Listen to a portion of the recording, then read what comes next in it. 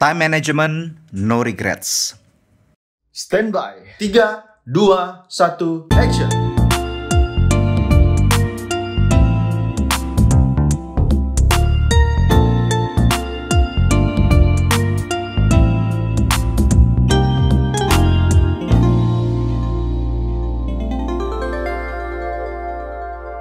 Ya, Anda kembali menyaksikan dan mendengarkan podcast Love Revolution. Karena cinta perlu perjuangan dan tindakan nyata. Bersama dengan kami, saya Daniel dan istri saya Debbie. Nah, teman-teman sekalian, dalam 2 episode ke depan kita akan berbicara serial baru dengan judul yaitu Time Management. Nah, kali ini kita akan berbicara tentang no regrets. Nah, di dalam kehidupan itu banyak sekali orang-orang yang menyesali, ya, terutama pada waktu misalnya anaknya udah besar, kenapa kok misalnya dulu kok nggak pernah nemenin gitu ya, sehingga hubungan mereka nggak baik. Atau misalnya pada waktu udah jatuh sakit dan kemudian mereka baru sadar bahwa yang namanya kesehatan itu mahal. Nah, kita akan berbicara tentang hal ini. Ya. Tahu nggak sih ini ada judulnya, ini ada lagunya loh. Apa tuh? Yang itu, no regrets. No, we will have no regrets. Itu lagu lama itu ya. Tahun berapa dan siapa yang nyanyi itu? Saya nggak tahu ya. Waktu aku remaja tuh I know that song, gitu. tapi maksudnya saya nggak tahu penyanyinya siapa. Ya. Nah, bicara tentang waktu, kita harus tahu bahwa time is the most important commodity in life. Oke, jadi ini yang kita perlu tahu. Makanya banyak pengusaha yang membuat kesimpulan bahwa time is money. Memang sebenarnya kita nggak bisa langsung pinpoint bahwa kalau waktu itu sama dengan selalu uang juga salah juga. Sehingga akibatnya banyak orang yang cuman ngejar duit kemudian melupakan kesehatan, melupakan pernikahan, suami istri dan anak-anak nggak diperhatikan gitu ya. Nah, tetapi kita harus tahu bahwa yang namanya waktu itu hanya one way ticket gitu loh. Kamu misalnya istilahnya beberapa menit yang lalu itu sudah menjadi bagian daripada sejarah kehidupan kita dan kita nggak bisa balikan lagi. Dari sini ke sana doang, tapi nggak bisa putar balik gitu kan ya. Jadi it's a one way ticket. Nah, dengan cara seperti itu, maka yang terjadi kita harus tahu bagaimana supaya kita belajar untuk bisa memanage waktu dengan baik dan benar. Oke. Ada lagunya juga. Apa lagunya? Kamu hari ini One way ticket. One way ticket. One way ticket to the blues. Yes. Alright, yuk kita belajar. Ada beberapa poin supaya kita tidak hidup di dalam penyesalan. Nah, gimana caranya nih supaya kita tidak hidup dalam penyesalan? Nomor 1, tata ulang hidup Anda, buka lembaran baru. Sebentar. Serius ini dibuka lembaran barunya? Lembaran baru ini, saya lagi buka nih. Ini ada nih di halaman 182. Poin yang pertama, tata ulang hidup Anda dan buka lembaran yang baru. Ada nih, udah. Jadi yang namanya masa lalu itu, apapun yang terjadi baik ataupun buruk harus ditinggalkan di belakang. Karena sudah menjadi masa lalu, tidak ada yang bisa kita rubah tentang masa lalu kita. Ya kan? Betul. Kalau kita mau berubah, maka rubahlah hari ini supaya masa depanmu bisa menjadi lebih baik. Yes, jadi makanya itu memang kita harus sikapi ya bahwa berbicara masa lalu tidak semuanya memang jelek ya, tetapi kita harus tahu juga sebaik-baiknya masa lalu it's already the past. Itu sudah terjadi dan kamu nggak bisa terus hidup di sana. Kamu nggak bisa cerita terus bahwa 30 tahun yang lalu atau 2 tahun yang lalu atau 50 tahun yang lalu bahwa kesuksesan saya seperti ini. Itu yang lalu, biarlah sudah berlalu. Yang sekarang bagaimana? Makanya termasuk pada waktu kamu pernah mengalami kebangkrutan dan kemudian kehilangan banyak sekali harta, kamu harus belajar untuk move on gitu ya. Atau kamu pernah gagal dalam satu relationship, bahkan pernah gonta-ganti pacar dan kemudian tidak menemukan, kamu bilang saya tidak menemukan cinta yang sejati, gitu. Atau mungkin baru saja masuk dalam misalnya perceraian. Atau ada anggota keluarga suaminya atau istrinya yang disayang itu atau dicinta meninggal. Nah, memang duka cita atau apa ya, menikmati keterpurukan di dalam kehidupan itu memang harus dilakukan. Saya underline kata-kata saya, menikmati keterpurukan. Jadi istilahnya untuk kita berusaha untuk mendigest, masuk di dalam alam nalar kita bahwa apa yang bisa terjadi. Dengan tujuan supaya kita bisa belajar dari apa yang terjadi di masa lalu dan kemudian memakai ini semua supaya menjadi modal yang baik untuk masa depan kita. Ya. Jadi jangan ingat-ingat hal yang dahulu, hal yang sudah pernah terjadi gitu kan ya. boleh dilihat untuk dipelajari. Jadi menjadi bahan pembelajaran gitu. Kalau ada kesalahan yang kita pernah buat di masa lalu, nah itu dipelajari kenapa kita bisa melakukan kesalahan itu, supaya kita bisa mengatur langkah jangan sampai jatuh lagi ke dalam lubang yang sama. Gitu, melakukan kesalahan yang sama. Itu jadi masa lalu itu bisa dijadikan acuan supaya kita belajar dan menjadi orang yang bijaksana hari ini dan menjadi orang yang lebih baik esok hari, gitu ya. Ini yang pertama ya. Jadi supaya kita tidak hidup di masa lalu itu sangat penting banget. Sekarang yuk kita lihat yang kedua. Nah, poin yang kedua berbicara yaitu bahwa do your best now. Maksudnya gimana ini? Bisa dijelaskan nggak? Ya, kita harus melakukan yang terbaik hari ini yang kita bisa gitu kan ya. Dalam melakukan suatu perubahan itu kita harus mulainya hari ini. Jangan tunggu besok, kan orang kata suka gitu ya. Besok deh, besok. Besok aku olahraga, besok aku diet, besok aku jaga makanan, besok terus gitu kan. Besok aku akan mulai hidup sehat, besok aku akan menjadi orang yang lebih baik ya kan. Tapi besoknya tidak pernah dilakukan. Nah itu, jadi jangan banyak alasan, lakukan hari ini juga.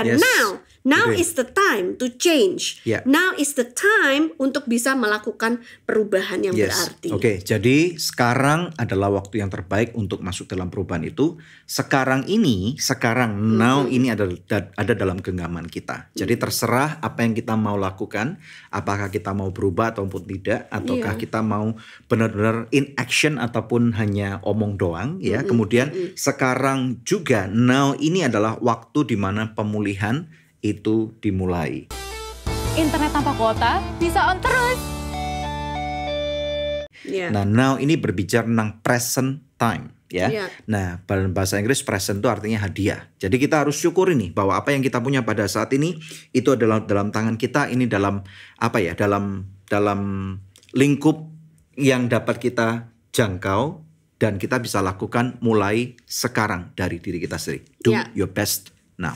Jadi misalkan di dalam rumah tangga Bapak Ibu sekalian, misalnya ada permasalahan yang terjadi, katakanlah mungkin suamimu pernah selingkuh atau anak-anakmu pernah melakukan kesalahan. Nah itu kan di masa lalu. Kalau mereka memang sudah berjanji mau berubah, ya kita harus mendukung perubahan mereka. Jadi sesuatu yang pernah terjadi di masa lalu itu jangan diungkit-ungkit, jangan dikorek-korek terus. Kalau kita memang mau mendukung mereka untuk berubah, nah caranya adalah dengan menjagai mereka supaya langkah mereka hari ini benar, bukan diingatkan dulu terus. Kamu ya dulu memang selingkuh seperti itu, kamu memang gak bagus gitu. Nah kalau diingat-ingatin terus juga orang kan lama-lama capek gitu. Ya kan. Awalnya yang niat beneran mau berubah akhirnya bisa terjerumus lagi karena setiap hari selalu dicap tukang selingkuh sama istrinya gitu kan ya. Nah jadi dipelajari apa yang salah dengan masa lalu itu. Kenapa suamimu bisa jatuh ke dalam perselingkuhan?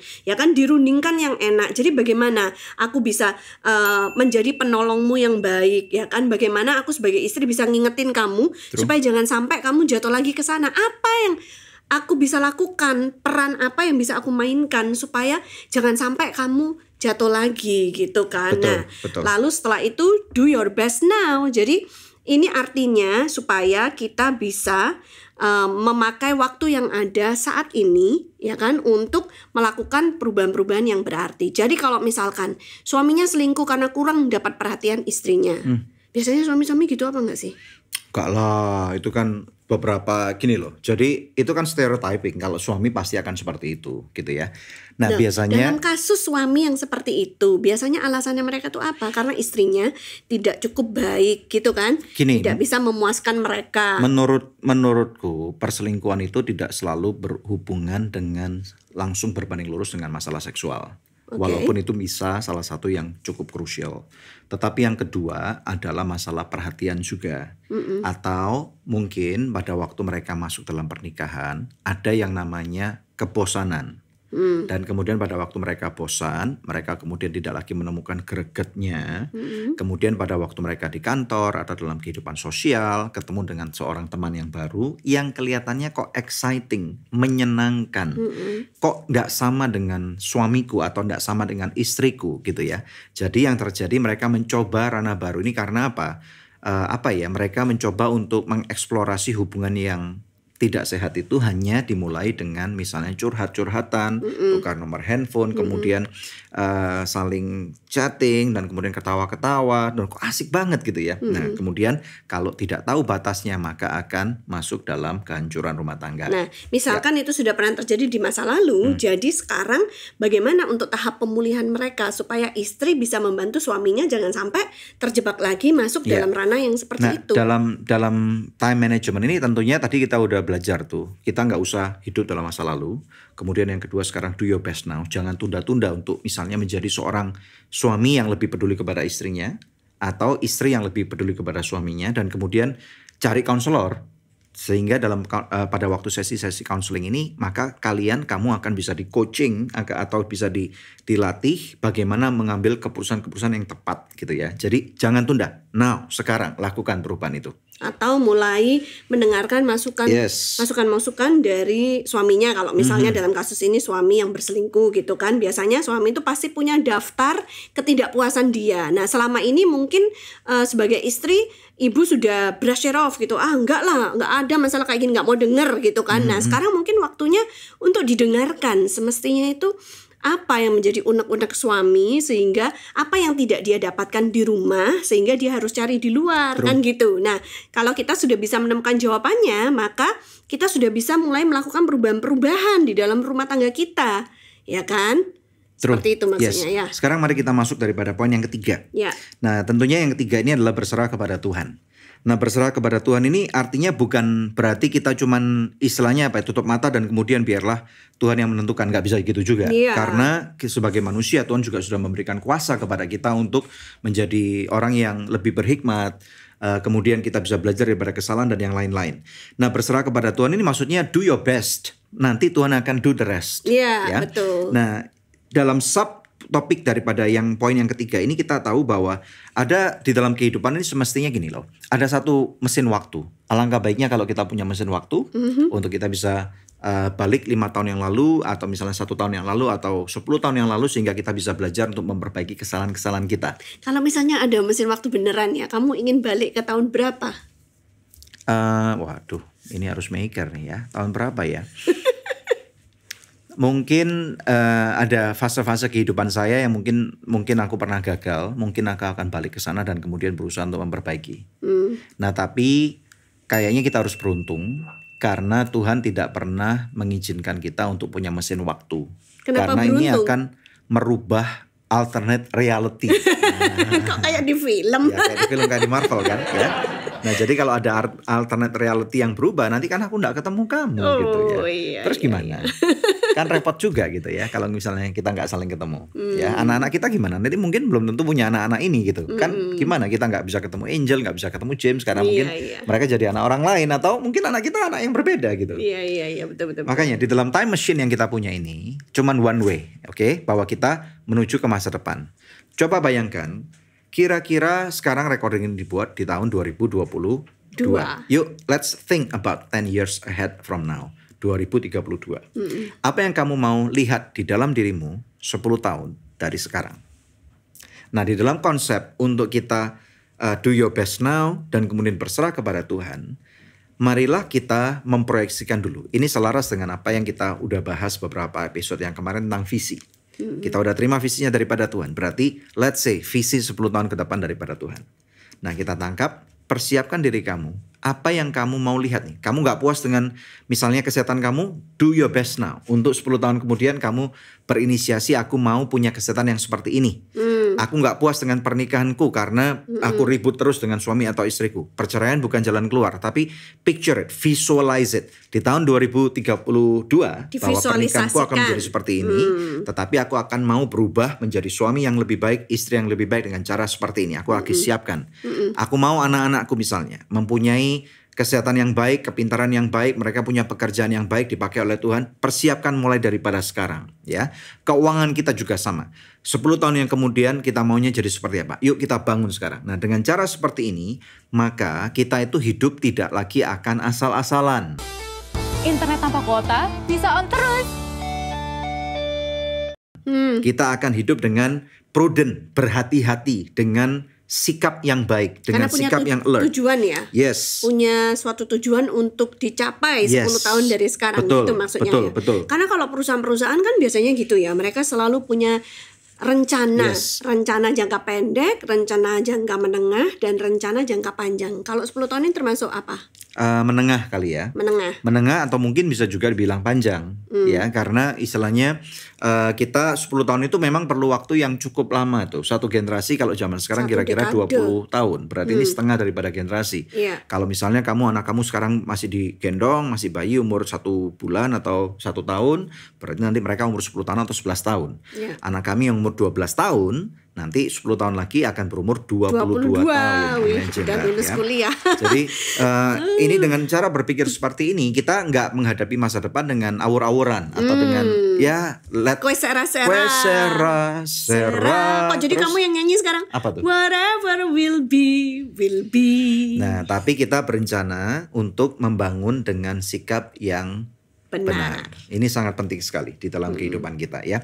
Jadi time machine ini pada waktu misalnya kita bisa belajar dan mengerti tentang konsep time machine ini, maka kita akan menjadi orang yang mulai bijak dan berhati-hati ya. Maksudnya kita akan melihat bagaimana nih, apakah di dalam penggunaan waktu saya atau ketemu dengan orang-orang yang saya temui, saya pilih untuk temui, apakah sudah tepat, apakah sudah bijak. Ini penting sekali ya.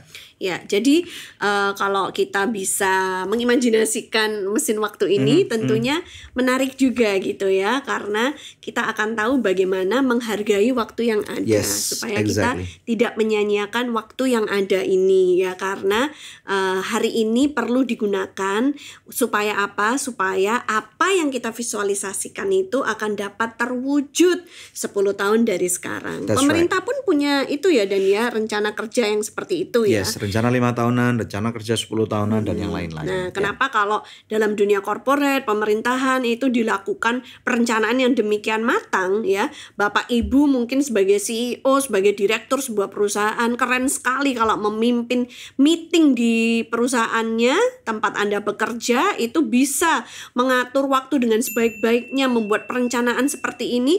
Bagaimana dengan keluarga Anda? Kenapa ketika Anda pulang ke rumah, hal seperti ini tidak pernah diterapkan? Yes. Padahal penting untuk dibuat. Kemana keluarga kita mau pergi 10 tahun dari sekarang? Ingin menjadi keluarga yang seperti apa? Ingin mewujudkan rumah tangga yang macam apa? Nah, itu perlu dipikirkan mulai dari sekarang. Ya, dengan cara demikian kita menjadi orang-orang yang bijak. Dengan cara yang demikian kita menjadi orang-orang yang tidak lagi mempunyai regrets atau penyesalan di dalam kehidupan. Oke, sekarang sebelum kita akhiri, kita rekap. Kita ulang daripada 3 poin ini karena penting sekali supaya kita nggak punya regret dalam kehidupan. Yang pertama tadi apa?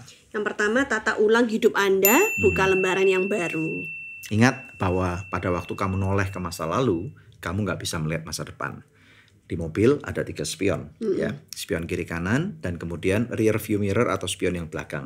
Mereka itu penting sekali untuk kita mawas diri di mana posisi kita berada. Tetapi imagine kalau kita setir mobil dan kemudian cuma ngeliatin Cuma ini nolehin terus, spion noleh ke doang. belakang, maka kita pasti akan nggak bisa Nabrak efektif, ke depan, bisa nabrak. iya. Ya, jadi masa lalu adalah cuman untuk menjadi point of reference bahwa sesuatu itu apakah baik atau buruk pernah terjadi, tetapi jangan hidup di sana.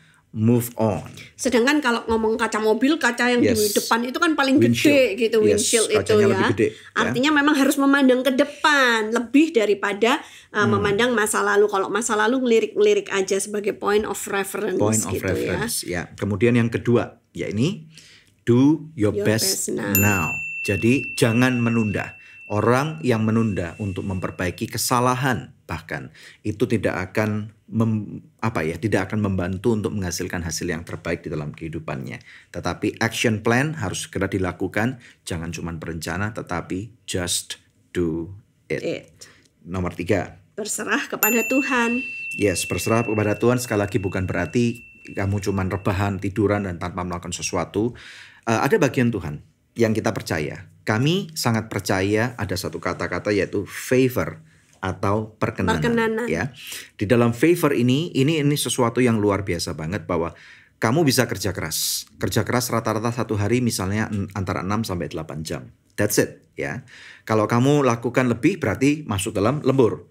Nah, bolehlah lembur 2-3 jam. Tetapi tetap aja bahwa dengan favor perkenanannya Tuhan, jam kerja kamu yang sangat terbatas itu, kalau dengan kalkulasi manusia, maka hasilnya adalah sekian. Tetapi mungkin dengan favornya Tuhan, hasilnya mungkin bisa 2-3 kali lipat. Nah, makanya berserah dengan Tuhan ini maksudnya adalah kita hidup benar di hadapan Tuhan, lakukan apa yang benar, maka Tuhan yang akan membantu untuk melebarkan atau membuka tingkap-tingkap langit. Kalau Tuhan yang membuka pintu, tidak akan ada orang yang bisa menutupnya. Amin. Kalau sebaliknya bukan Tuhan yang membuka pintu, maka kamu kerja keras apapun juga kalau nggak selaras dengan rencana Tuhan, pasti akan ditutup. Iya. Ya. Ada satu contoh kasus lagi nih, Gimana? Daniel. Misalkan dengan anak remaja yang pernah melakukan kesalahan fatal, katakanlah gitu, ya kan? Jadi bagaimana nih untuk melakukan 3 step ini gitu? Misalnya hamil di luar nikah. Ya, misalnya yang salah satu yang mungkin itu menjadi mimpi buruk daripada keluarga-keluarga ya. Nah, sadari bahwa itu kesalahan memang sudah terjadi. Kalau terus mencari ini salah siapa, pasti semua orang salah. Papa bersalah, mama bersalah, anak juga bersalah ya. Kok bisa papa mamanya ikut bersalah? Karena mungkin aja nggak pernah diomongin. Kurang perhatian, Atau mungkin sehingga kurang anaknya perhatian. bebas pulang malam, nggak tahu Yes. gitu. Ataupun kalau memang orang tua sudah melakukan tugasnya dengan baik, ya namanya kecolongan gitu ya. Mungkin anaknya yang juga salah. Tapi maksudnya itu stop untuk mencari ini salahnya siapa. Salah siapa? Jadi terima dulu. Anak yang dikandung itu bukan yang berbuat kesalahan. Bayi ini tidak bersalah. Betul. Kalau dilakukan aborsi, maka berarti kamu menutupi kesalahan dengan kesalahan yang lebih besar. Iya. Ya, kamu akan berhadapan dengan Tuhan karena aborsi itu dosa. Karena itu membunuh manusia lain ya. Yes, karena kalau memang Tuhan mengizinkan sampai kehamilan itu terjadi dengan kondisi yang sangat tidak baik sekalipun, berarti Tuhan punya rencana untuk bayi ini. Ya, untuk masa depan bayi ini. Jadi You'll apa yang never harus know. dilakukan mereka? Ya udah, diterima, dilahirkan dengan baik. Dilahirkan. Setelah dan kemudian dilahirkan dibesarkan dengan sungguh-sungguh. Ya. Perlu dinikahkan nggak 2 remaja ini? Menurut saya kalau dari apa yang kita pelajari tidak harus. Karena kalau dipaksakan menikah belum tentu pernikahan itu akan menjadi pernikahan yang baik dan benar. Ya, kalau memang mereka cuman asal misalnya hubungan seksual dengan ngawur, oke? Ya udah lebih baik kalau memang tidak kompatibel, tidak ada masa Sesuai. depan untuk diteruskan, nggak usah dipaksakan untuk menikah. Tetapi kalau memang udah pacaran bertahun-tahun dan kemudian ada rencana masa depan dan namanya orang muda bisa juga berbuat kesalahan, maka boleh dinikahkan tapi dengan persiapan yang matang. Oke? Bagaimana mereka supaya tidak melakukan kesalahan mereka. Jadi ini penting banget menerima kenyataan. Untuk tadi yang bilang bahwa bayinya jangan diaborsi gitu kan. Kalau misalkan keluarga bisa menerima, bisa membesarkan dia, ya alangkah baiknya. Tapi kalau misalkan tidak bisa, itu at least bayinya bisa dititipkan ke panti asuhan begitu ya. Ya, jadi maksudnya berikan kesempatan bayi ini hidup dan menjalani hidupnya sesuai dengan apa yang Tuhan rencanakan buat dia. Memang panti asuhan tempat istilahnya gini. Jadi panti asuhan itu tempat kayak orang buang anak dong gitu ya. Nah, tentunya kalau misalnya kakek dan neneknya orang tua daripada remaja ini bisa menerima, diterima aja karena itu anak itu deserve atau layak untuk mendapatkan kehidupan yang jauh lebih baik daripada di panti asuhan. With all due respect kepada semua panti asuhan, memang panti asuhan masih lebih baik daripada anak itu dibuang di jalan. Oke? Tetapi alangkah baiknya kalau anak ini bisa bertumbuh kembang dengan sehat, dengan baik, dengan kesempatan yang ada. Dicintai, diterimai karena ini bukan kesalahan dia. Jadi part of do your best now-nya adalah membesarkan anak ini sehingga anak ini bisa menjadi pribadi yang baik, yang berguna untuk keluarganya, untuk bangsanya tanpa mengulang kesalahan orang tuanya dulu gitu menjadi pribadi yang utuh. Intinya itu, kalau menjadi pribadi yang utuh, maka akan lebih mudah untuk menata ulang kehidupan-kehidupan yang ada. Oke? Ya. Terus sisanya berserah kepada Tuhan? Ya, Tuhan akan membuka pintu-pintu yang ada, memberikan kesempatan dan berkat-berkat yang baru. Dan memang dari sejarah kehidupan manusia ada loh orang-orang yang memang anak-anak korban perkosaan bahkan, dan kemudian mereka menjadi orang-orang yang berguna, menjadi penulis musik yang luar biasa, menulis lagu-lagu yang hebat, menjadi penemu-penemu dan bahkan menjadi pemimpin-pemimpin daripada perusahaan-perusahaan besar sekalipun bahkan. Jadi you'll never know ya. Do not write off. Jangan taruh titik pada waktu Tuhan masih taruh koma di dalam kehidupanmu. Alright. Ini penting sekali, oke? Ditanyain contoh kasusnya berat banget. Oh ya dong, of course ya. Anda bersama dengan kami di podcast Love Revolution. Karena cinta perlu perjuangan dan tindakan nyata. Saya Daniel Hendrata. Saya Debbie. tuliskan komentar kamu tentang apa yang kamu pikirkan tentang episode ini. Dan kalau ini menjadi berkat, kamu kasih kepada teman-teman kamu, masukkan dalam sosial media. Dan jangan lupa tag kami, nanti kami akan repost ulang. Oke? So, we'll see you. Ciao. Ciao.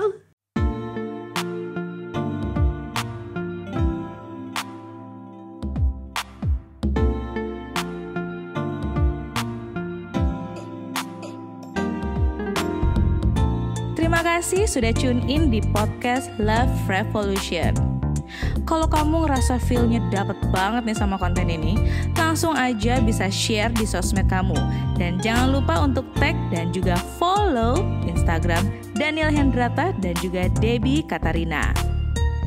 Kalau kamu mau belajar lebih dalam lagi nih tentang konten Love Revolution ini, kamu bisa dapetin bukunya di Tokopedia.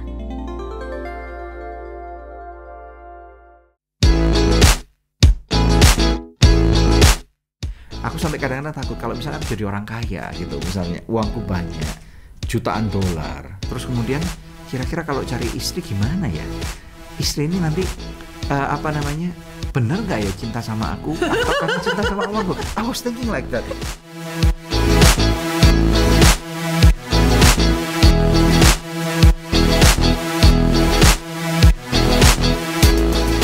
Kalau hubungan ini ujung-ujungnya adalah untuk menikah, maka itu menjadi invest time, ya kan? Karena kita akan membangun pernikahan kita berdasarkan semua yang sudah kita pelajari tentang masing-masing ketika masih berpacaran. Betul.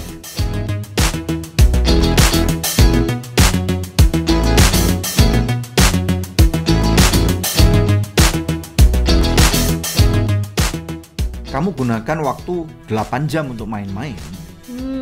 Kamu mau bangun apa dalam kehidupan? Gitu loh. Nggak sadar tiba-tiba kamu udah berumur 26 tahun. Nggak sadar tiba-tiba kamu berumur 30 tahun. Dan you're still comfortable with it. Kamu masih nyaman dengan pola kehidupan kayak gitu.